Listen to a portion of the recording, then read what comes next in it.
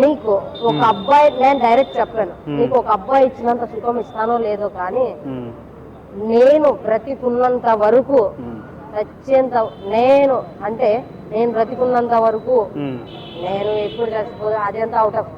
But నీకు నేను ప్రేమ, నా ప్రేమ చూడు నాతో జస్ట్ నేను అన్నా నా అమ్మాయితో ఒక్క 1 అవర్ నాతో టైం స్పెండ్ చేసి చూడు, తర్వాత నీ ఆప్షన్ నేనంటే ఇష్టం లేదంటే బరాబర్ ముఖం మీద చెప్పేసిపో, నువ్వంటే నాకు ఇష్టం లేదని. 1 అవర్ బయటికి తీసుకెళ్ళాను, అలా వెళ్ళి ఇలా తీసుకొచ్చాను. నానా నాకు నువ్వు కావాలి నానా. ఏం చేసావు? ఏ జస్ట్ ప్రపోజ్ చేసా, నార్మల్ గా ప్రపోజ్ చేసా, కిస్ చేసా. అంటే ప్రపోజల్ కే అమ్మాయి పడిపోయిందా? ప్రపోజల్ కాదు, ఆ అమ్మాయికి కూర్చోబెట్టుకొని నేను ఎక్స్ప్లెయిన్ నేను ఎక్స్ప్లెయిన్ చేయడం అనేది చాలా క్లారిటీగా మా సిచ్యువేషన్ ఎలా ఉంటది.